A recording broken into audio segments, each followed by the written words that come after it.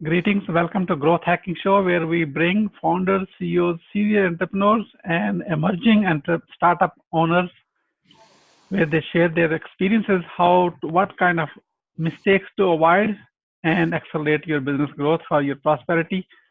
In case you don't know me, my name is Mohammed Siddique. I'm the host of Growth Hacking Show and the co-author of New Success Secrets, available on Amazon. I have a very special guest today, and he is an entrepreneur by heart, and he loves solving challenges. That's how the definition of entrepreneurs are. However, this is very unique. Almost 6 years ago, he started something, and he is going to tell everything on his own with detailed story. His startup has been featured on Shark Tank and many media outlets in all over United States, like MSNBC, Fox News, in case you know the drill. And his products are on retail outlets, Amazon, Walmart, and Bed Bath and Beyond, and many other places, and hospitals.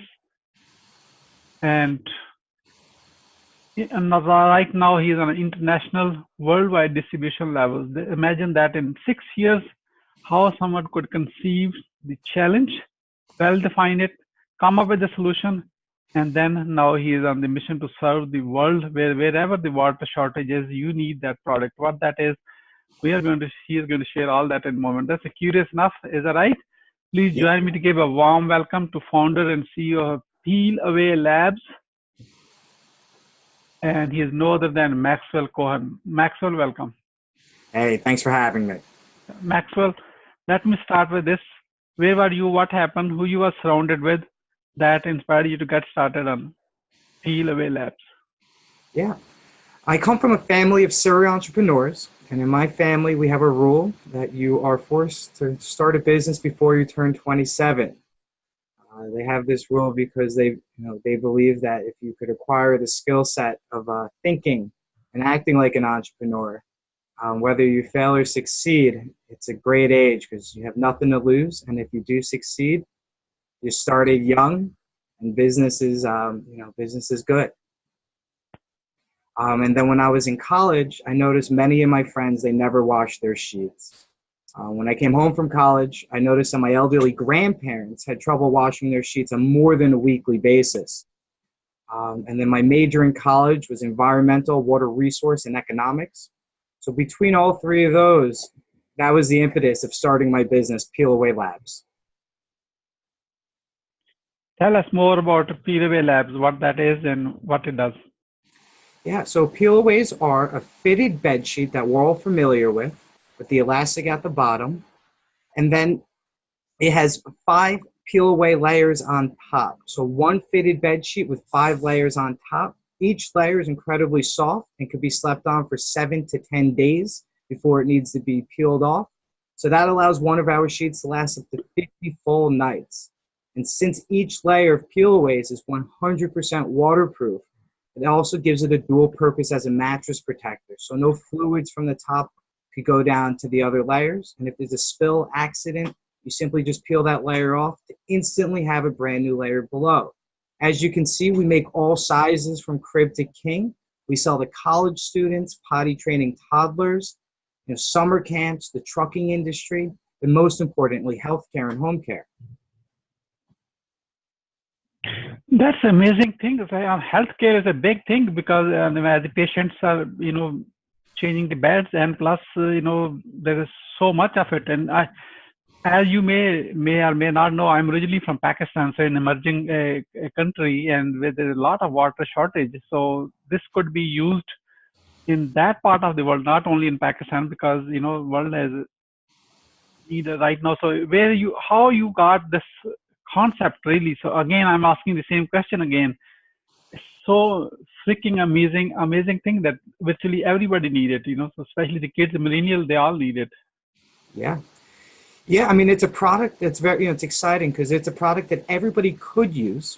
Yeah. And then there's people that should use it. But when you're starting a business, you really refine to the people you believe need a product like yours. And so in the healthcare industry, our product allows sheets to be changed within 60 seconds or less if somebody is bedridden. The traditional way could take up to 15 full minutes and up to 2 healthcare professionals. So with our product being softer than traditional bedding, there's, the layers being 100% waterproof, that improves patient comfort and allows better time allocation for the caregiver now that they could change the sheets even quicker. And that mess, you simply just dispose of in the garbage can. You don't have to waste any water, as you were mentioning. Residential use and industrial use of water is a big issue in the United States. Up to 7% of all water in the United States is used in healthcare facilities. So for overseas and international places that have low water, experiencing drought, very similar to Cape Town in South Africa, it's a great place for a product like ours, since each pack comes virgin and they don't have to be washed. And so you always have a clean bed sheet no matter what. You always have a clean bed sheet no matter what. That's the key. So thank you, Maxwell. I did, while I was reviewing your profile, you have been featured on Shark Tank. That's a big thing for entrepreneurs to be there as a startup. So tell us the experience. How was it? Yeah, it was a very unique experience. I had I learned a lot, it was. I was young and the company was even younger. So you mentioned that I've been working and executing on this business for 6 years, but I didn't start a real business out of it until about 2 years ago. So when I went on the show, it was I had a few prototypes and I had a few beta tests out there with a few $1,000s worth of sales. So Shark Tank is not for pre-seed, pre-revenue companies. It's for really revenue-generating businesses. So you can imagine the outcome of somebody that only has $14,000 to $15,000 in sales and is really just figuring out if the product is worth starting a business around. And so my first year, I sold over 1,200 units to my first beta market. And so that's what I told Shark Tank and all the investors. Wait, how much? And you can imagine, I'm standing there super excited to present my product, but the revenue and the business wasn't really there yet. But I've learned, they said go after institutions, that this is a product that should be in healthcare facilities, that this should be in long-term care facilities. And so I took all their advice, and that's what we do today. We sell to long-term care facilities. We're vendors with Cardinal Health, which is one of the largest distributors for healthcare in the United States. And so it was a great experience, as you can imagine. It's something we look back on and laugh. But it gets the word out. That's how we found some of our distributors overseas, is because they saw it on Shark Tank and believed it was a great product that would be easy for them to sell and that their customers would need. Wonderful. And I'm sure some of them might be, if they look back, what they do, their misses. So this is one of their, they probably think, oh my God, we should have look ahead a little bit more. Yes. Yes. I mean, I got shot down on Shark Tank, but I was young. The company was even younger. So it was something that was somewhat expected. I didn't really have a business yet, but persistence, a little bit of luck, and working with the right people, you could take it to the next level without the help of a shark. Definitely. So that leads to my next excuse me. That leads to my next question. What are the top 3 missteps to avoid when you're launching a startup to make it a success, just like you did? Yeah, I mean, I started off as a sole founder. When I went on Shark Tank, I was a sole founder. But when I really started my business, when I was mentioning, is when I partnered with somebody who's been there, done that. So, who's been in the retail industry, who's been in consumer products. And so working and finding somebody, a mentor, an advisor, who's gone through the same steps that you're about to go, the same journey, it really helps iron out the little crinkles that get in your way. You really have opportunities to jump over hurdles faster than if you had to do it yourself. So finding great people that are willing to coach you and partner with you is one of the major aspects, because I've hired people in the past, and there's been a lot of turnover when it comes to positions. Because you have to hire smart people and people that are willing to be coachable and willing to work in a great team, have teammanship. So that is something that's crucial, is make sure you have your mentors and advisors walk you through it. And if you are raising capital, make sure you're working with real angel investors, real VCs, people that don't lead you on. They get very excited at first, but you have to make sure that they continue to stay excited about your business. but you want to get to the answer no as soon as possible. Now, I'm trying to run a business and raise capital, so I have two full-time jobs overlapping each other. So you really want to see if they're interested now. Put your money where your mouth is, or let me go on to the next VC, the next investor, to get this deal done, so I can continue to execute and scale my business. And then really just keep the execution, but know nothing is going to go really according to plan. And so you continue. Once you know nothing's going to go according to plan, it actually allows you to plan for that, which is a major part to our success. Wonderful. I love the third one. Nothing is going to go to the plan, so that way be accommodative and flexible as much as possible, because you are the plan, the way you are running it. Exactly. Shipments are going to be late. Billing is going to be late. There's going to be things that it's supposed to go wrong once in a while. So you don't have to get frustrated, but you plan around it. Wonderful. Thank you so much. That's a great advice. Maxwell, so what are the top 3 success secrets to grow a startup? So those are things what accommodate. Yeah, I mean, first and foremost, as a CEO, as a founder, as a leader, you have to be able, I go back to the coachable and to have teammanship. A lot of people get cocky from their past jobs or their past experience. We worked at Google, so I know the right way. But if you can't work as a team, then your experience doesn't really matter. Learn from other people's mistakes. As I was mentioning, people work with people who've been there, done that. Even if it's a new journey for them. If you're going after healthcare opposed to retail, you use a lot of what you've learned in your experience in the retail world, and you'd be surprised of how much of that experience you can use in the new sector.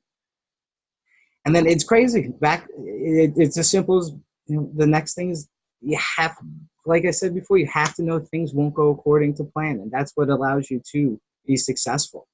I joke around saying our business is going more according to plan than I ever wished.